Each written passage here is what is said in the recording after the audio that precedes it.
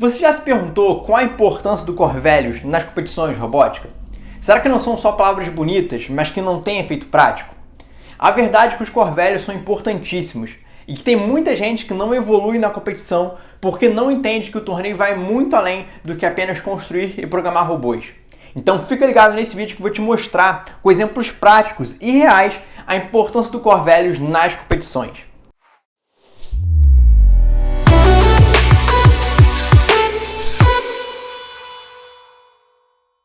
Fala competidor, meu nome é Eduardo Brisda e hoje eu vou te contar sobre os Corvellius e que não existe competição de robótica sem eles.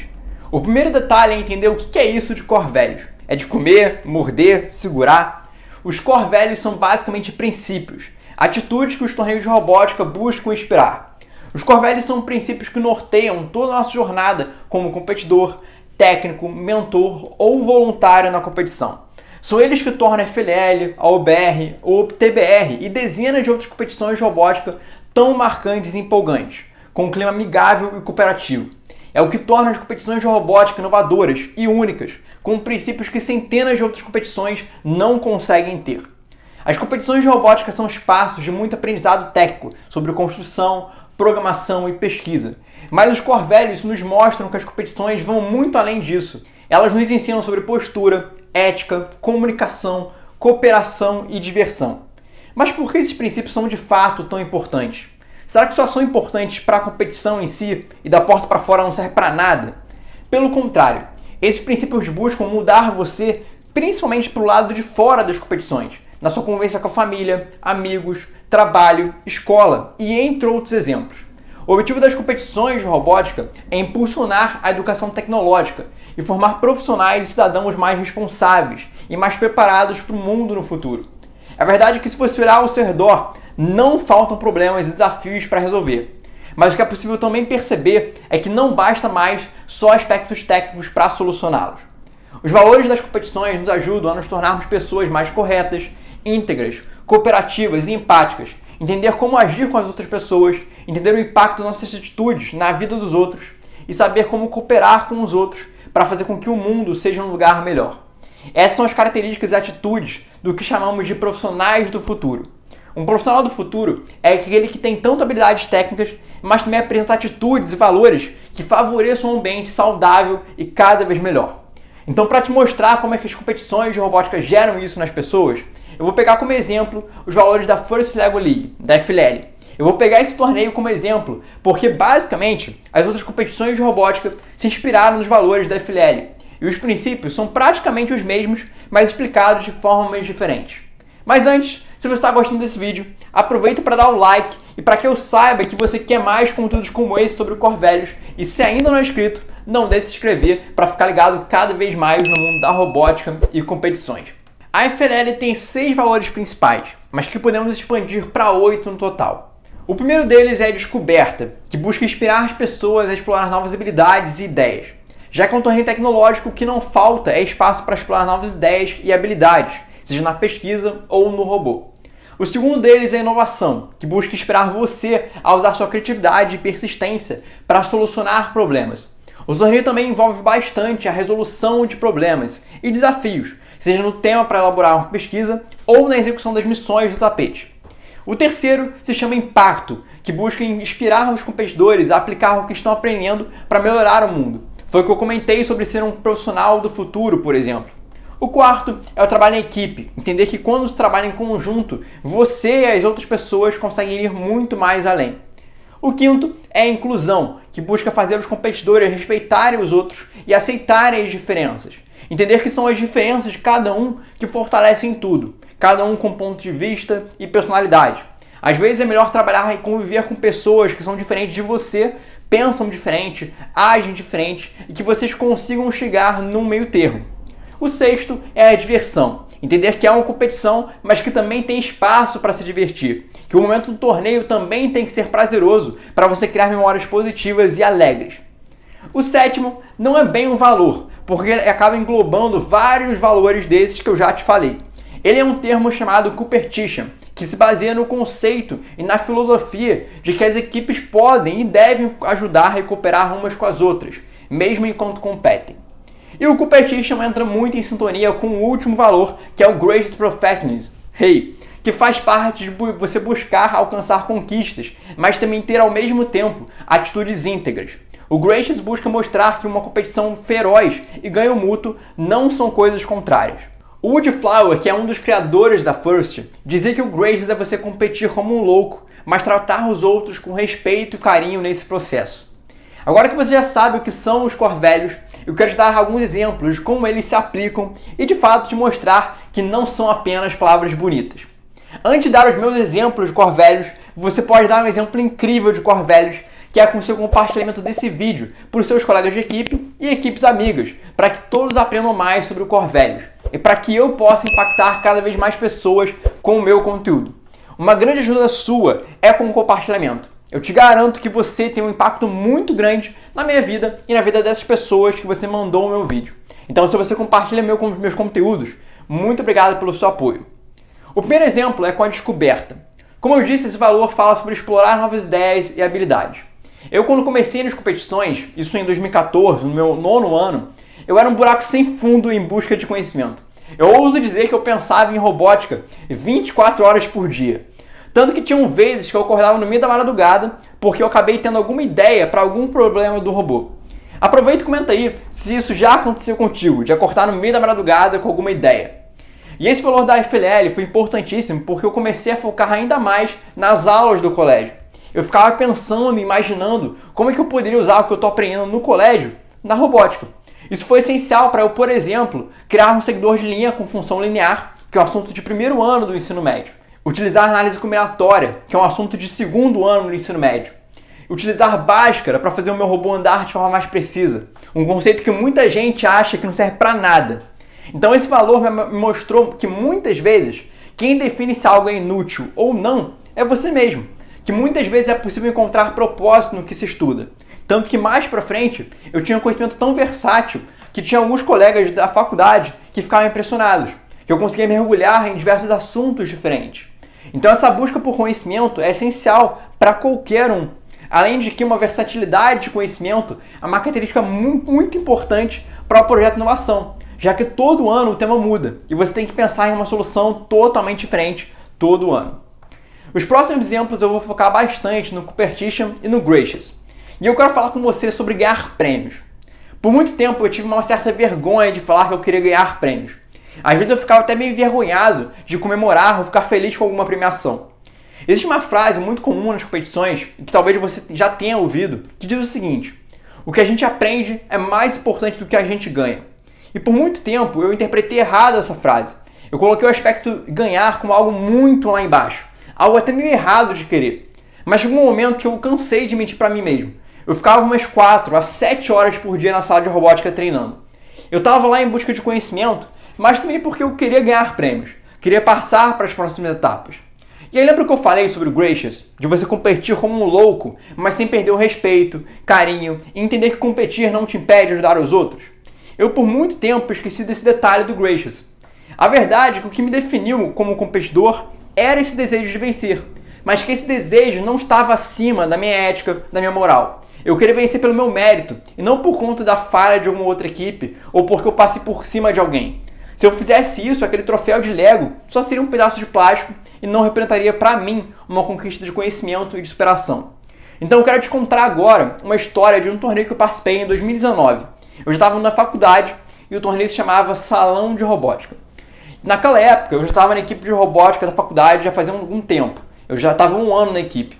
Naquele torneio foi meu primeiro torneio como líder da categoria seguidor de linha. Como é que funcionava a equipe como um todo? A equipe de robótica tinha um coordenador, que era meio que um chefe geral, e tinha os líderes de categorias. Cada líder cuidava de uma certa categoria dos robôs. Tinha robô de seguidor de linha, tinha robô de sumô, tinha robô de combate, eram categorias diferentes. Então existiam líderes de cada área. E eu era o líder da categoria de seguidor de linha. E a equipe toda era nova. Então foi um torneio muito diferente, muito assim especial, porque foi a minha primeira vez como líder de uma equipe e também era a primeira vez da maioria da minha equipe como um todo. E aí, beleza, eu tava lá no torneio, tava fazendo ajustes no robô de seguidor de linha, eu tava na pista, fazendo ajustes, testando se o robô ia seguir a linha corretamente. E aí quando eu voltei pro pitch para trocar a bateria do robô, um dos meus membros me chamou. E ele falou: Brisda, tem uma outra equipe que está querendo falar com você. Tá com algum problema e quer alguma ajuda.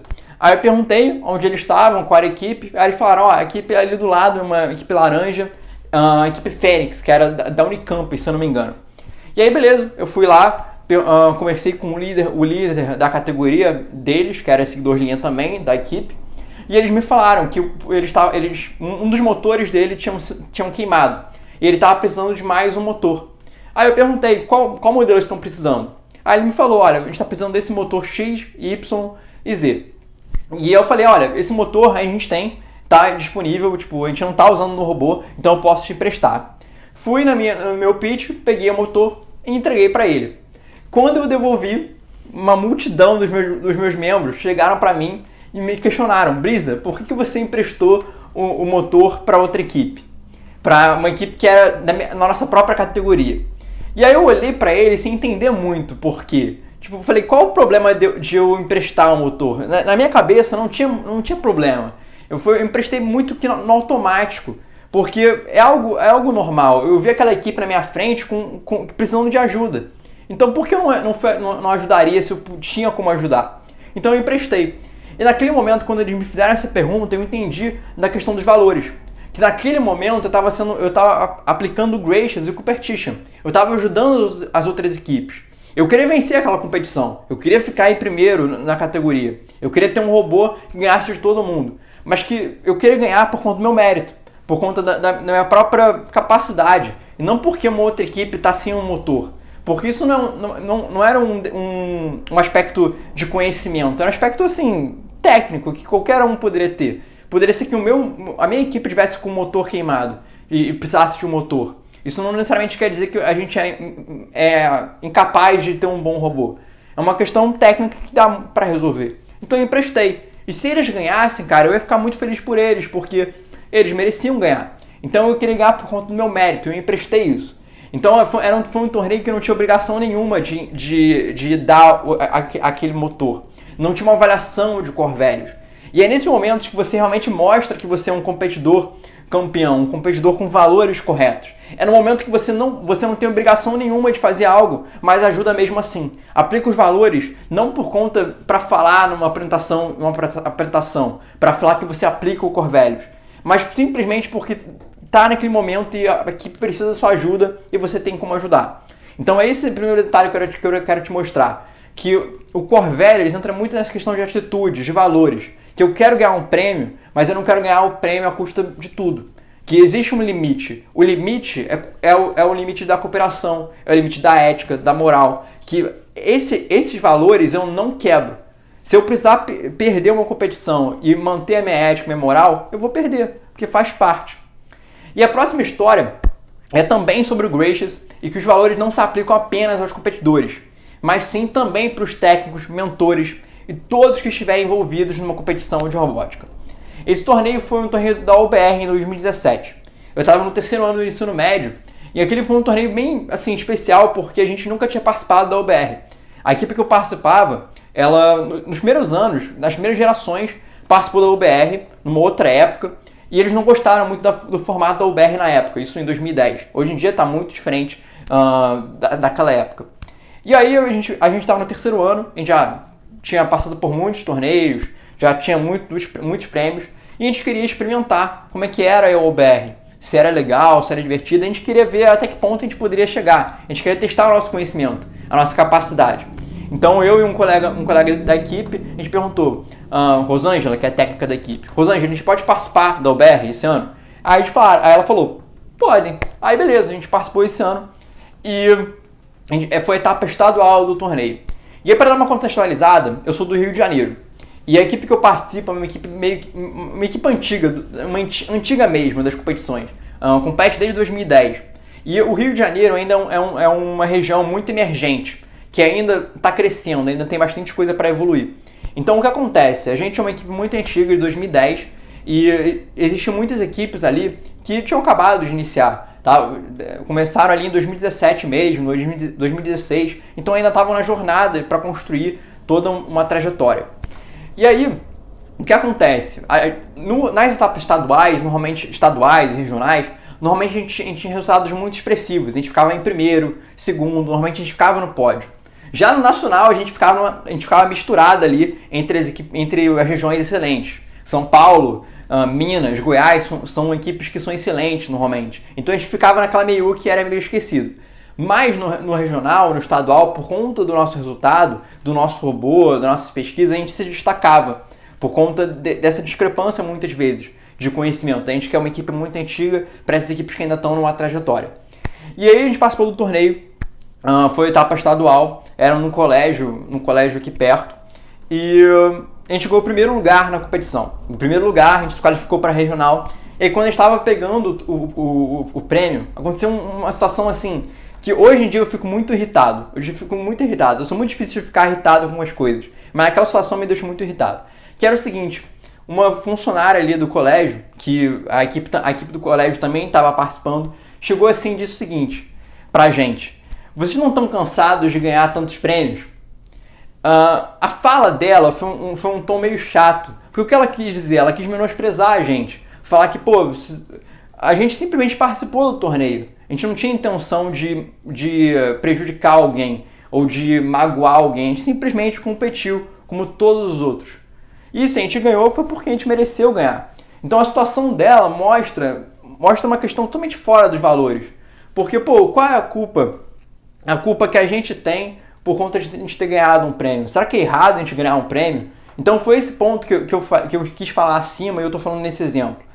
Essa pessoa, funcionária do colégio, teve uma atitude totalmente fora dos valores da competição. Então é isso que eu quero dizer. O Gracious, os valores da competição como um todo, se aplicam a todo mundo. Tanto competidores, como mentores, técnicos, voluntários, todo mundo. E principalmente quem está ali na linha de frente da equipe, o mentor, o técnico. Porque muitas vezes os competidores, os alunos ali, eles se inspiram em você, que é mentor, que é técnico. Então se você tem atitudes contrárias aos valores da competição, como é que você pode esperar que os seus alunos, os seus competidores também não tenham atitudes fora dos valores, tenham atitudes corretas? Então aquela situação foi muito... Cara, eu fiquei muito, muito bolado quando eu soube da situação. Hoje em dia eu ia ficar muito frustrado, eu ia bater de frente com a pessoa e falar: como assim? Me diz aí por que tá errado. Porque a gente simplesmente competiu. Então foi uma falta de respeito da pessoa de não valorizar. Porque a gente competiu como todo mundo ali. A gente deu o nosso máximo, a gente teve uma competição feroz e de ganho mútuo. Seria totalmente desrespeitoso da nossa parte se a gente não se dedicasse para aquilo. Se a gente competisse de qualquer forma, jogado ou sem vontade. A gente quis competir dando o nosso máximo, porque as equipes ali que estavam competindo com a gente também mereciam isso, mereciam que a gente desse o nosso máximo, como eles também deram o máximo deles. E aí o resultado acabou sendo esse resultado. Mas que você culpar quem venceu simplesmente porque vocês não conseguiram um resultado expressivo naquele torneio é uma coisa totalmente errada. Então, esse detalhe eu quero te mostrar sobre o Corvellius, que os valores eles se aplicam a todos os momentos. E que os valores se aplicam nas suas atitudes e princípios. Que existem coisas que vão além da competição, além do prêmio. Ok? Então agora, o que eu quero? Tem uma detalhe bônus que eu quero acrescentar nesse vídeo. Que é como você pode mostrar o seu Corvellius na avaliação. Aqui nesse vídeo eu te contei muito sobre o Corvellius na base de histórias. Eu contei 2 histórias minhas sobre o Corvellius. Então a primeira dica que você pode fazer para você expressar o seu Corvellius nas avaliações é através de histórias. Porque são as histórias que mostram realmente que você aprendeu sobre o Corvellius. Então conta uma história pessoal sua. Como é que você aprendeu sobre o Corvellius? Como é que você se integrou com a equipe? Se teve alguma descoberta? Se teve alguma diversão? Fala isso para o juiz. Conta histórias. Faz um storytelling, como a gente fala em marketing. E isso move muitas vezes. Porque o Corvellius são coisas muito pessoais. Então as histórias elas motivam muito. E elas movimentam bastante o que você está falando.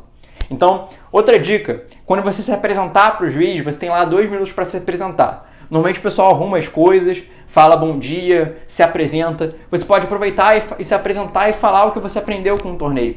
Você fala: olá, meu nome é Eduardo Brisda e nessa temporada eu aprendi que a competição vai além do prêmio, por exemplo. Você pode dar algum insight ali, alguma fala do que você aprendeu nessa temporada. Cada um falando alguma coisa que pode remeter ao Corvellius, cada um a um dos valores, por exemplo. Então isso já vai trazer um aspecto positivo. Logo no início você já vai falar do core.